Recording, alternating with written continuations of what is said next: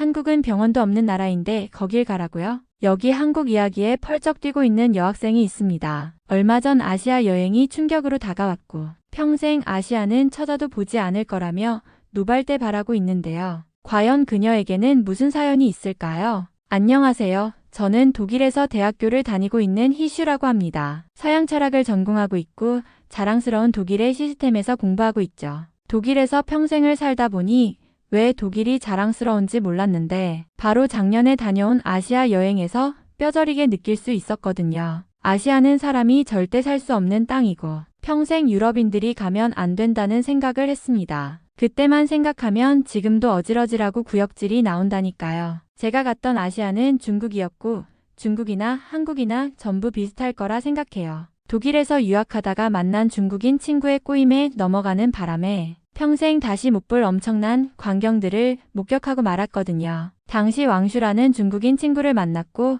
그 친구는 중국이 독일보다 훨씬 좋다는 말을 입에 계속 달고 살 정도였어요. 독일은 너무 오래된 건물이 많아서 건물마다 내부에서 냄새가 나고 고층 건물이 없어서 이동을 해서 다른 건물을 가야 하는 일이 많다고 했죠. 중국은 전국이 미국의 뉴욕 이상으로 발전되어 있고 인구도 많기 때문에 사람이 살기 좋게 설계되어 있다면서 독일 사람들 전부 중국에 가서 공부를 해야겠다고 말했습니다. 중국의 만년 역사 또한 굉장한 자랑거리이고 중세 유럽의 르네상스가 중국 덕분에 이루어질 수 있었다는 말까지 했으니 저로서는 궁금하지 않을 수가 없었어요. 독일의 철학자들도 중국의 영향을 받은 경우가 대부분이고 과거 산업혁명 또한 중국의 첨단 기술을 전해받은 기술자들이 산업혁명을 일구어냈다는 등의 주장을 할 때마다 저는 가슴이 뛰고 말았습니다. 실제로 과거 중국은 나침반을 유럽에 전파한 것은 분명한 사실이고 그로 인해서 항해술을 발전시켰던 것도 사실이었으니까요. 그렇게 저는 독일에서 햄버거 가게 아르바이트를 한 돈을 모아서 중국으로 꽤나 오랜 기간 여행을 가게 되었던 것이죠. 지금 생각해보면 그 돈은 너무 아까운 돈이었고 차라리 한국에서 그 돈을 썼더라면 너무 행복했을 것 같다는 생각뿐이죠. 지나간 일에 얽매이는 스타일은 아니지만 중국인들이 제 피 같은 돈을 받게 된 것 자체가 너무 우라통이 터지거든요. 중국에 갔을 때는 아시아가 이런 곳이구나 하면서 새로운 기분에 접곤 했어요. 약간은 낙후되어 보이지만 아시아인들이 유럽에 여행을 가면 낡은 건물들을 보는 기분이 이렇겠다고 생각하니 그리 불편한 점은 하나도 없었거든요. 심지어 혼자 여행을 해도 휴대폰 번역기를 통해서 소통하면 되니 그리 불편하지도 않았습니다. 오히려 저는 프랑스를 여행할 때보다 더 좋다고 생각한 것이 프랑스는 길거리에서 지린내가 너무 많이 나고 물가도 터무니없이 비싼 반면에 중국은 프랑스보다 조금 낫다고 여겨졌고 물가는 무척이나 저렴해서 마음껏 음식들을 사 먹어도 부담이 되지 않았죠. 그런데 그날부터 저는 지독한 배탈에 시달리고 말았습니다. 살면서 내장 하나는 튼튼하다고 자부하며 지냈고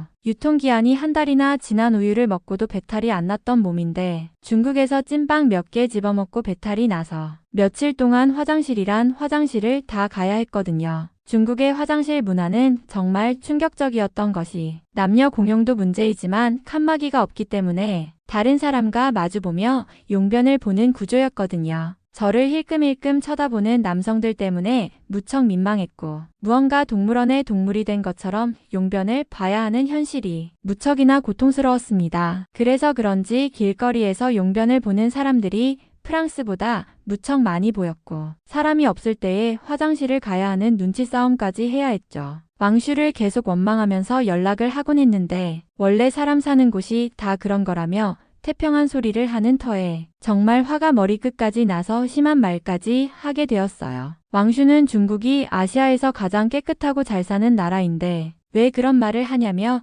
오히려 저를 이상한 사람으로 몰았고 독일 또한 오래된 건물이 많고 낡은 길거리의 모습이 보기 흉하다며 서로의 나라를 비난하는 것으로 마무리되어 버렸죠. 사실 독일보다 중국이 겉보기에는 신식 건물이 많아 보이는 것도 사실이고 편리하다면 편리하다고 생각이 들긴 했기에 저는 한숨을 쉬면서 그런 현실을 참아야만 했습니다. 그런데 저는 배탈이 멈추지 않자 병원을 가야 한다는 생각이 들었고 병원을 찾아대기 시작했습니다. 그런데 마땅한 병원이 없어서 중의원이라는 곳을 찾아가게 되었습니다. 만두가게 아주머니가 알려준 곳으로 올라가 보니 중국의 전통 병원이 하나 보였고 드디어 배탈을 치료할 수 있을 거라는 생각이 들어서 저는 정말 안도의 한숨을 쉴 수밖에 없었어요. 주사를 맞고 약을 좀 타면 괜찮아질 거라는 상상을 했던 거죠. 그런데 그곳에 있는 의사는 무언가 이상했습니다. 수염을 잔뜩 기른 늙은 의사가 있었는데 병원 내부에는 이상한 냄새가 진동을 하더라고요. 잘못 찾아왔나 싶었지만 중국 전통의 의원이라고 했기에 조금 더 믿어보기로 했어요. 그는 저의 배를 만져보더니 누우라고 한 후에 이상한 돌덩이 몇 개를 배에 올려두더라고요. 그렇게 치료를 하면 금방 회복이 될 것이고 배탈이 멈출 거라고 말했죠. 그리고 배탈의 원인은 무리한 비행 때문이라고 했고 제가 주장하던 중국의 음식 때문에 배탈이 나는 것은 말이 안 된다며 독일에서 그동안 먹었던 것들에 문제가 있었고 이제 그 문제가 발병한 것이라고 하더라고요. 아무리 생각해도 대장균 등에 의한 배탈인데 무언가 허무맹랑해 보였지만 저는 힘이 하나도 없고 중국 의술을 믿어보기로 했기 때문에 그냥 시키는 대로 할 뿐이었습니다. 그렇게 배에 돌을 올려두고 배를 좀 두드리고 한참이 지나서 치료가 끝났다고 하더니 터무니없는 비용을 요구하더라고요. 한국 돈으로 수십만 원의 돈이었고 중국 정통 치료요법이 들어간 치료라서 아마 뱃속에 있는 조그마한 암세포들까지 모조리 없애준 치료가 되었을 거라면서 감사해야 한다는 말까지 남기는데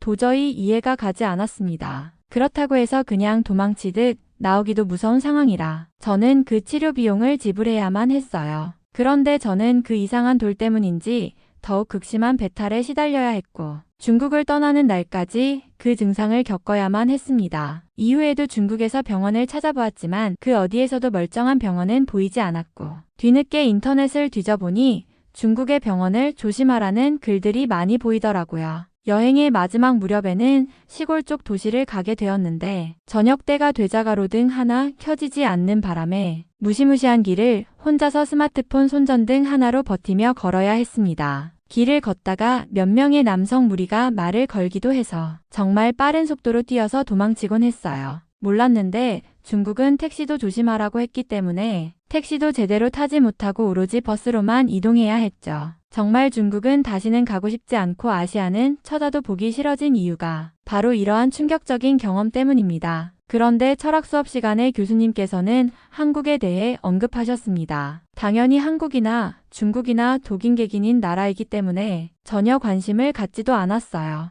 병원도 없는 나라에 가서 심하게 아프기라도 하면 저는 가로등 없는 길바닥에 쓰러져서 객사하고 말 거잖아요. 교수님은 한국에 대해 설명하시면서 한국 K-팝의 철학적 의의나 한국 문화의 철학적, 역사적 식견을 말씀해 주시더라고요. 한국이 세계의 리더와 같은 역할을 하게 된 이유와 한국인들의 국민 특성 등에 대해서 굉장히 심오한 이야기를 하셨는데 정말 한국의 사기에 당하는 사람이 일반인뿐만 아니라 교수님들도 그들에게 당한다고 생각하자 열이 뻗쳐 올랐습니다. 저는 교수님께 질문을 드렸고 한국은 그런 나라가 아니라고 당당히 말씀드렸어요. 교수님, 제가 말씀드릴 것이 있습니다. 저는 교수님이 한국에 대해 설명을 이어가시는 도중 손을 들고 말씀드렸어요. 교수님은 잠시 말을 멈추시더니 저를 보며 미소를 지으셨죠. 네, 희슈. 어떤 질문인가요? 한국이나 중국이나 사실 다르지 않다고 생각합니다. 제 목소리는 떨렸지만 계속 말을 이어갔어요. 교수님께서 한국에 대해 굉장히 긍정적으로 말씀하시는데 제가 아시아에서 겪은 경험은 완전히 반대였습니다. 저는 아시아가 사람이 살 수 없는 곳이라고 생각해요. 교수님은 고개를 갸우뚱하시며 그게 무슨 말인가요? 구체적으로 설명해 줄 수 있나요?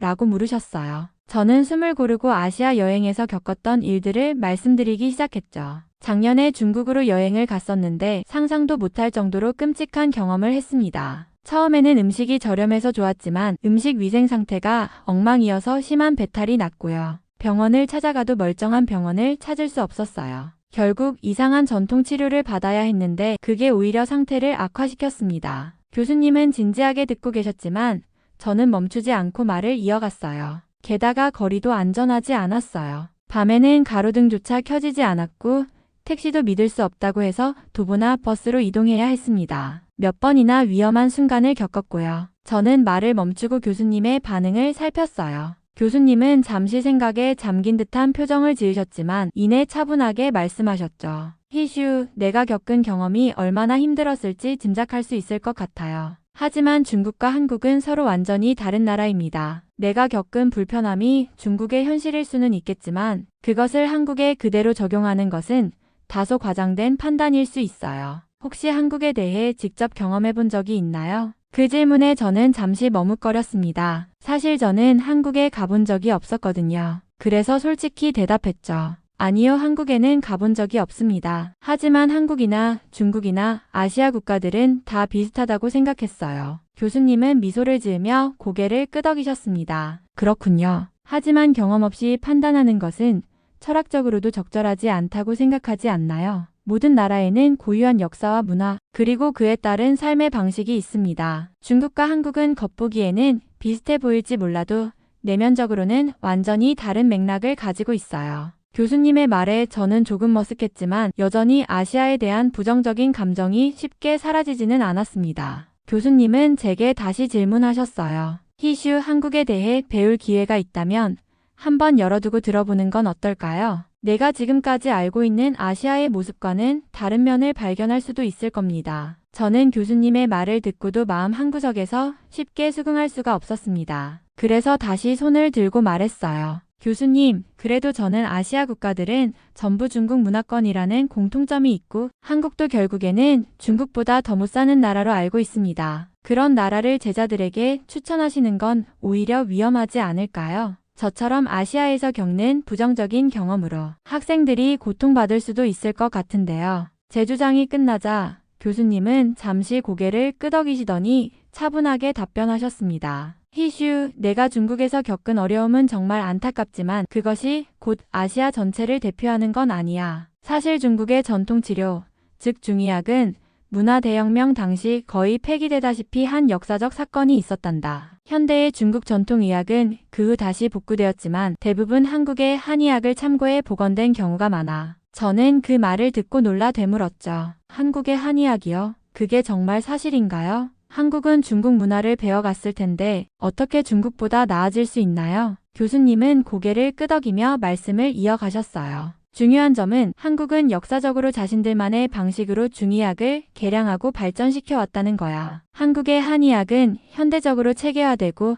약초를 기반으로 한 과학적 연구도 진행되고 있어. 반면 중국은 문화대혁명 당시 학문과 문화유산이 파괴되었고 다시 복구하는 과정에서 상당히 왜곡되거나 퇴보된 부분이 많아. 그래서 지금은 한의학이 중의학보다 훨씬 발달해 있다고 평가받고 있단다. 그제야 저는 약간 당황한 마음에 말이 막혔습니다. 그럼 제가 중국에서 겪었던 그 끔찍한 병원은? 교수님은 부드러운 목소리로 답하셨습니다. 그건 안타깝게도 중국의 현실이야. 물론 현대적인 병원도 많겠지만 네가 겪은 것처럼 전통치료라는 명목 아래 비과학적인 방법이 남아있는 곳도 많지. 하지만 한국은 다르단다. 한국은 세계 최고 수준의 의료 시스템을 가지고 있어. 종합병원부터 전통 한의원까지 치료 환경과 안전성이 뛰어나고 무엇보다 신뢰할 수 있지. 저는 교수님의 말을 들으며 어쩐지 이전의 선입견이 조금씩 흔들리는 것을 느꼈습니다. 하지만 여전히 완전히 받아들이기엔 조금 더 시간이 필요하다는 생각도 들었어요.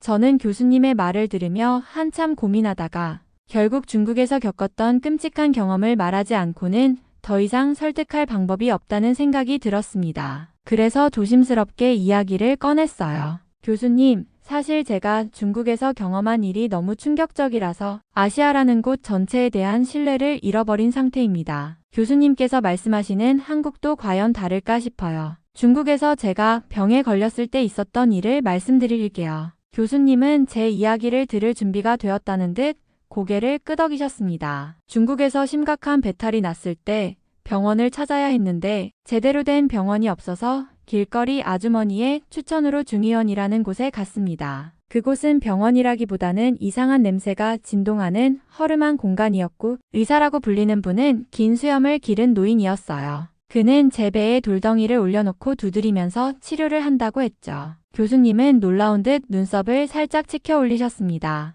배에 돌을 올렸다고? 정말로 그런 치료를 했단 말이니? 저는 한숨을 쉬며 고개를 끄덕였어요. 네. 그리고 그분은 제 배탈의 원인이 중국 음식이 아니라 독일에서 먹었던 음식들 때문이라고 주장했어요. 그리고는 이 치료가 배탈뿐만 아니라 제 몸 안에 있는 모든 질병까지 제거해 줄 거라면서 터무니없이 비싼 비용을 요구했습니다. 전 너무 아파서 도망칠 힘도 없어서 그 돈을 낼 수밖에 없었어요. 교수님은 걱정스러운 표정으로 물으셨어요. 그 후에 증상은 나아졌니? 저는 고개를 저으며 말했습니다. 아니요, 교수님. 그 이후로 증상은 더 악화되었고 중국을 떠날 때까지 화장실을 벗어나지 못할 정도로 끔찍한 상태였어요. 병원을 찾아보려고 했지만 마땅히 갈 만한 곳이 없었습니다. 인터넷을 뒤져보니 병원을 조심하라는 경고 글만 가득했고요. 교수님은 깊게 한숨을 내쉬며 고개를 끄덕이셨습니다. 희슈, 내가 겪은 일이 정말 안타깝구나. 하지만 그건 중국의 문제지 아시아 전체의 문제가 아니란다. 특히 한국은 전혀 다른 환경이야. 한국의 한의학은 내가 경험한 중의학과 다르게 과학적 근거와 체계가 뒷받침된 의학이고 무엇보다 한국은 현대의학에서도 세계적인 수준을 자랑하는 나라야. 내가 한국에 가게 된다면 절대 그런 일을 겪지 않을 거라고 단언할 수 있어. 저는 교수님의 말씀에 조금 흔들리긴 했지만 여전히 마음 한구석에서 의구심이 남아 있었습니다. 그래도 교수님, 제가 겪은 일이 워낙 강렬해서 그런지 한국도 과연 믿을 수 있을지 잘 모르겠습니다. 그것도 중국처럼 기대만큼 좋지 않다면 어쩌죠? 교수님은 미소를 지으며 말했습니다. 희슈, 의심이 들면 직접 확인해보는 것이 가장 확실한 방법이란다. 내가 한국에 대해 조금만 더 알아본다면 지금의 생각이 얼마나 편견에 기반한 것인지 깨닫게 될 거야. 아니면 내가 추천하는 한국의 의료체계와 철학적 깊이를 공부해보는 것도 좋겠구나. 저는 교수님의 권유에 고민이 깊어지기 시작했습니다. 분명 교수님은 믿을 만한 분이지만 제 경험이 너무 강렬했기에 한국이 정말 다를 수 있을지 의심은 여전히 남아 있었습니다. 교수님, 정말 잊을 수 없는 또 다른 사건이 있어요. 중국에서 겪은 일인데요. 이번엔 정말 사람 자체에 대한 신뢰를 잃게 만든 일이었죠. 교수님은 흥미로운 표정을 지으시며 고개를 끄덕이셨어요. 그래? 무슨 일이었는데? 중국 대도시에서 여행하다가 길거리에서 정말 예쁘게 포장된 간식을 팔고 있는 노점상을 발견했어요. 중국 전통 떡이라고 했고 맛있어 보여서 사 먹기로 했죠. 그런데 그게 단순히 떡이 아니었던 겁니다. 교수님이 눈썹을 살짝 찌푸리며 물으셨어요. 떡이 아니었다니 무슨 뜻이지? 그 떡 속에 이상한 알약 같은 게 들어있었어요. 처음엔 몰랐는데 먹으면서 입안에 씹히는 게 이상해서 떼어보니 알약처럼 생긴 게 나오더라고요. 너무 놀라서 그 자리에서 노점상 주인에게 따졌는데 그 사람이 이건 중국에서 몸에 좋은 한약을 떡에 넣은 것이라며 대수롭지 않게 말하더군요. 그건 좀 이상하구나. 교수님이 깊은 관심을 보이셨어요. 근데 문제는 그걸 먹고 난 후부터 몸이 이상해졌다는 거예요. 심장이 두근거리고 어지럽고 숨쉬기도 힘들 정도로 상태가 나빠졌죠. 결국 호텔로 돌아와 쓰러지다시피 했는데 그날 밤은 정말 죽는 줄 알았어요. 근처에 병원도 마땅히 없어서 약국에서 약만 사다 먹고 하루를 견뎠는데 정말 끔찍했죠. 교수님은 심각한 표정을 지으셨어요. 정말 큰일 날 뻔했구나. 그렇게까지 심각한 일이 있었다니. 더 끔찍한 건 나중에 인터넷을 찾아보니 그 떡이 종종 불법 약물을 숨기는 용도로 팔린다는 이야기가 있더라고요. 저는 운이 좋게 심각한 약물은 아니었던 것 같지만 그 사건 이후로는 길거리 음식을 절대 믿지 못하게 됐습니다. 게다가 그 노점상은 제가 외국인이라는 걸 알고 일부러 더 이상한 걸 줬을지도 모른다는 생각이 들어요. 내 이야기를 들어보니 정말 충격적인 경험이었겠구나. 교수님은 잠시 말을 멈추고 생각에 잠긴 듯한 표정을 지으셨어요. 하지만 그런 일이 중국에서 있었다고 해서 아시아 전체를 동일하게 봐선 안 된단다. 한국은 길거리 음식 문화가 발달했지만 철저한 위생관리와 규제가 적용되기 때문에 이런 위험이 거의 없지. 저는 고개를 끄덕이면서도 의심을 놓지 않았습니다. 교수님, 그게 사실이라면 정말 다행이지만 제 입장에선 여전히 두려움이 앞서요. 과연 아시아의 다른 나라는 이런 경험을 하지 않을 수 있을까요? 교수님은 미소를 지으며 말씀하셨습니다. 희슈, 내가 겪은 일은 정말 안타깝지만 그것이 한국에 대한 오해로 이어지지 않길 바란다. 나는 내가 직접 경험해보고 판단할 수 있도록 한국에 대해 더 많은 자료를 추천해 줄게. 내가 진짜로 안전하게 느낄 수 있는 곳이라면 아마도 한국일 거야. 저는 교수님의 자신감 있는 태도에 조금은 흔들리기 시작했습니다. 교수님은 제 이야기를 들으신 뒤 잠시 생각에 잠기시더니 환한 미소를 지으며 말씀하셨어요. 희슈, 너에게 정말 좋은 기회가 될 만한 프로그램이 있다. 학교에서 주최하는 한국 단기 체험 프로그램인데 한국 문화를 직접 경험하고 배울 수 있는 2주짜리 일정이야. 내가 한국에 대해 가지고 있는 편견을 조금이라도 깨트릴 수 있는 기회가 되지 않을까 싶구나. 저는 당황스러워서 교수님을 바라봤어요. 교수님, 그건 좀 무리 아닐까요? 제가 중국에서 겪은 일도 그렇고 아시아는 여전히 제게 두려운 곳이에요. 교수님은 고개를 끄덕이며 제 말을 이해한다는 듯이 말씀하셨어요. 그런 걱정이 드는 건 당연해. 하지만 한국은 아시아에서도 독특한 문화를 가진 곳이야. 내가 단 한 번이라도 제대로 경험해 본다면 지금과는 다른 관점에서 아시아를 볼 수 있을 거라고 확신해. 프로그램이라면 구체적으로 어떤 건가요? 저는 교수님의 확신에 조금 흔들리면서 물었습니다. 2주 동안 한국의 서울, 경주 같은 주요 도시를 탐방하면서 역사, 문화와 기술을 직접 체험하는 프로그램이야. 학교에서 일부 비용을 지원해주고 남은 비용도 학생들에게 부담이 크지 않도록 설계됐어. 교수진이 직접 동행해서 안전 문제도 신경 쓰고 있고 교수님의 설명을 들으면서 조금씩 흥미가 생겼습니다. 정말 안전하다면 생각해 볼 수는 있을 것 같아요. 그 후 저는 프로그램 신청서를 받아 고민 끝에 이름을 적었고 결국 저를 포함한 5명의 학생이 프로그램에 참여하게 되었어요. 각자 한국에 대해 다른 기대와 생각을 가지고 있었지만 저처럼 부정적인 인식을 가진 학생도 몇 명 있었고 오히려 한국 문화를 좋아해서 기대하는 학생들도 있었습니다. 2주 후 우리는 인천공항에 도착했습니다. 공항은 현대적이고 깨끗했으며 생각보다 훨씬 세련된 분위기가 느껴졌어요. 비행기에서 내리자마자 한국인 가이드가 우리를 반갑게 맞아주며 프로그램 일정을 설명해 주었습니다. 첫 일정은 서울의 중심부를 탐방하는 것이었는데 버스에 올라타 창밖을 내다보며 저는 생각했습니다. 여기가 아시아라고? 이 정도면 유럽의 대도시보다 더 세련된 것 같은데? 서울의 거리에는 사람들이 많았지만 모두 질서정연하게 움직였고 길거리 음식점과 카페에서 풍기는 향기는 제 기억 속 중국의 거리와는 전혀 다른 느낌이었습니다. 다음 날 한국 체험 프로그램의 일정이 본격적으로 시작되었습니다. 아침에 호텔 로비에서 가이드를 만난 우리는 서울의 유명한 한옥마을로 향했습니다. 골목길을 걸으며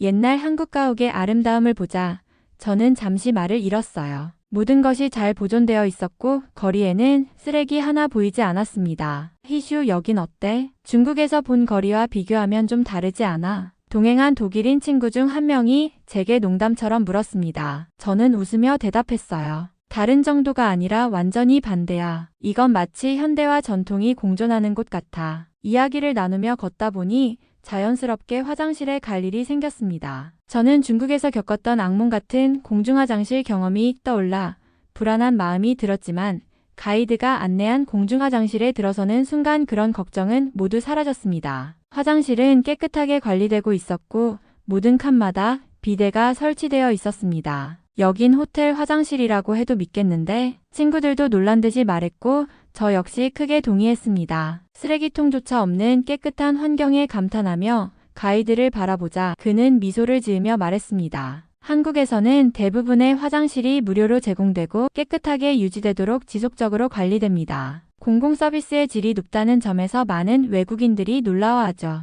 일정 중 한 명의 친구가 가벼운 소화불량 증상을 느껴 병원을 방문하게 되었습니다. 중국에서 병원을 찾던 끔찍한 기억이 떠올라 저는 걱정했지만 가이드가 안내한 병원은 모든 면에서 제가 상상한 것 이상이었어요. 병원 로비는 호텔처럼 깔끔했고 접수부터 진료까지 빠르고 체계적으로 진행되었습니다. 의사는 영어로 유창하게 소통하며 친절하게 증상을 설명했고 약도 현대적인 처방전으로 손쉽게 받을 수 있었습니다. 심지어 말도 안 되게 저렴한 비용이 나와서 외국인이라 할인이 되는 것인지 물어볼 정도였어요. 여긴 독일 병원보다 더 나은 것 같아 친구가 감탄하며 말했고 저도 고개를 끄덕일 수밖에 없었습니다. 희슈, 한국 병원은 어떠니? 교수님이 물으셨을 때 저는 솔직히 대답했어요. 이 정도라면 독일 병원과 비교해도 뒤처지지 않을 뿐만 아니라 오히려 더 나은 면이 많아요. 한국에서의 밤거리는 또 다른 충격이었습니다. 일정이 끝난 후 우리는 서울의 야경을 보기 위해 남산으로 향했습니다. 그곳에서 우리는 산책로를 따라 내려왔는데 늦은 시간이었음에도 불구하고 전혀 두려움이 들지 않았습니다. 가로등이 밝게 켜져 있었고 경찰차가 순찰을 도는 모습도 보였습니다. 저는 중국의 어두운 골목길에서 겪었던 공포가 떠올랐습니다. 여긴 정말 다르구나. 저도 모르게 속으로 중얼거렸습니다. 교수님은 웃으며 말씀하셨어요. 한국은 치안이 세계적으로 뛰어난 곳으로 알려져 있어. 여기서 밤늦게 혼자 걸어다니는 사람들도 많은 이유야. 또 다른 인상 깊었던 점은 한국의 대중교통 시스템이었습니다. 지하철과 버스는 시간표대로 정확히 운행되었고 모든 안내가 한글과 영어로 제공되어 이동에 전혀 문제가 없었습니다. 특히 지하철은 쾌적하고 넓었으며 와이파이까지 무료로 제공되었습니다. 희슈, 독일 지하철보다 더 낫지 않니? 친구가 묻자 저는 웃으며 대답했어요. 솔직히 말하면 그렇다고 할 수밖에 없네. 이 모든 경험은 제가 가지고 있던 한국에 대한 선입견을 완전히 뒤바꾸는데 충분했습니다. 중국에서 겪었던 끔찍한 경험들은 한국에서는 상상조차 할 수 없는 일이었고 오히려 한국은 독일보다 더 체계적이고 선진화된 모습이었습니다. 체험 프로그램이 끝나갈 즈음 교수님이 제게 물으셨습니다. 희슈, 이제 한국에 대해 어떻게 생각하니? 저는 잠시 생각하다가 진심 어린 목소리로 대답했습니다. 교수님, 한국은 제가 생각했던 것보다 훨씬 놀라운 나라예요. 이제는 한국이 왜 그렇게 주목받고 있는지 이해할 수 있을 것 같습니다. 교수님은 흐뭇하게 웃으셨고 저는 그 미소를 보며 한국에서의 배움이 단순한 체험을 넘어 제 삶에 큰 변화를 가져왔음을 느낄 수 있었습니다. 남산에서 밤 산책을 마치고 숙소로 돌아가는 길 제가 착용하던 안경이 실수로 땅에 떨어졌습니다. 안경 한쪽 다리가 완전히 부러져 버렸고 순간 당황스러움이 몰려왔어요. 저는 이걸 어떻게 고치지? 라며 곤란한 표정을 지었습니다. 그 모습을 본 교수님이 근처 안경원을 찾아보자고 제안하셨고 다행히 몇 블록 떨어진 곳에 저녁까지 운영하는 안경원이 있다는 정보를 얻을 수 있었습니다. 안경원에 도착했을 때 저는 부러진 안경을 보여주며 본드라도 빌릴 수 있냐고 조심스럽게 물어봤습니다. 그러나 직원분은 제 말을 듣더니 부드러운 미소를 지으며 말했습니다. 이건 수리하기보다는 새로 만드는 게 더 나을 것 같아요. 디자인이 비슷한 걸로 금방 맞춰드릴게요. 저는 당황하며 시간이 얼마나 걸릴지를 물었습니다. 그러자 직원분은 태연히 대답하셨습니다. 약 15분 정도면 완성됩니다. 15분 만에 안경을 그것도 새로 제작해서 저는 믿기지 않았지만 정말로 직원분은 빠르게 안경을 측정하고 새 렌즈를 제작하는 작업을 시작했습니다. 저는 가격이 걱정되어 대체 얼마나 비용이 나올지를 물어봤습니다. 하지만 가격표를 확인하자 깜짝 놀랐습니다. 새 안경의 총 비용이 제가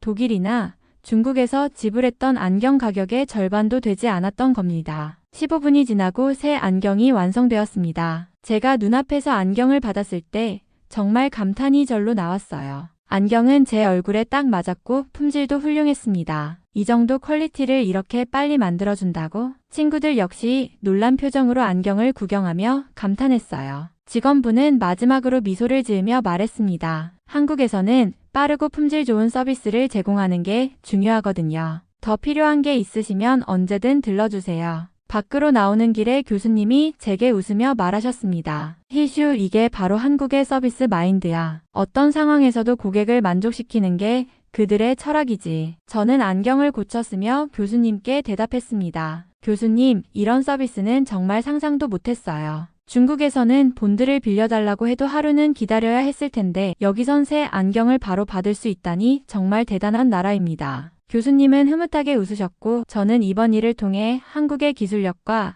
서비스 정신이 단순한 경제적 발전 이상의 깊이를 가지고 있다는 사실을 다시 한번 느꼈습니다. 사실 유럽에서는 안경을 주문하면 2주 정도가 소요되는 데다가 이렇게 정밀하게 제작이 되지 않기 때문에 안경이 부러지면 계속 부러진 안경을 써야만 하거든요. 심지어 비싼 안경값 때문에 며칠 동안은 돈을 아껴야 하죠. 그런데 한국은 이렇게 편리하게 안경을 살 수 있다는 것이 신기했죠. 안경을 쓰는 한국인들에게는 정말 축복과도 같은 나라였고 전체적으로 유럽의 그 어떤 나라보다 살기 좋다는 느낌을 받아서 정말 행복하고 여기 살고 싶다는 생각만 들었습니다. 한국에서의 일정을 마치고 독일로 돌아온 첫날 저는 공항에 도착하자마자 묘한 이질감을 느꼈습니다. 모든 것이 익숙해야 할 내 고향에서 오히려 한국에서 느꼈던 편리함과 세심한 서비스가 그리워지기 시작했기 때문입니다. 가장 먼저 느껴진 차이는 공항의 분위기였습니다. 한국 공항에서는 직원들이 항상 미소를 지으며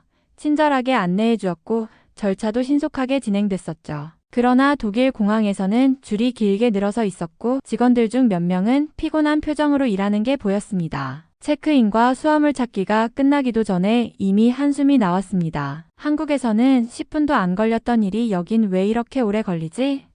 라는 생각이 들었어요. 한국에서 사용했던 초고속 인터넷 역시 독일에서는 사치처럼 느껴졌습니다. 자료를 다운로드하거나 스트리밍을 할 때 한국에서는 눈 깜짝할 사이에 끝났던 작업이 독일에선 몇 분씩 걸렸습니다. 저는 인터넷 속도 때문에 한동안 답답함을 참아야만 했어요. 게다가 온라인 쇼핑을 하면서도 한국과의 차이를 느꼈습니다. 한국에서는 주문하면 당일이나 다음 날에는 배송이 되었지만 독일에선 기본 배송일이 5일 이상이었고 배송이 늦어지는 경우도 다반사였습니다. 가장 실감난 차이는 대중교통이었어요. 한국에서는 지하철이나 버스를 기다릴 때도 정류장마다 LED 화면에 정확한 도착 시간이 표시되었고 교통카드 하나로 전국 어디서나 사용할 수 있었습니다. 그러나 독일에서는 가끔 시간표대로 움직이지 않는 버스와 늦어지는 열차에 다시 적응해야 했습니다. 며칠이 지나자 친구들에게 한국에서의 경험을 이야기하기 시작했어요. 한 친구가 물었습니다. 희슈, 한국이 그렇게 좋았어? 저는 잠시 생각에 잠긴 뒤 대답했습니다. 좋은 걸 넘어서 모든 게 편리하고 효율적이었어. 사람들도 정말 친절했고 작은 문제도 바로 해결할 수 있는 나라였어. 그 친구는 고개를 끄덕이며 말했습니다. 독일도 잘 살지만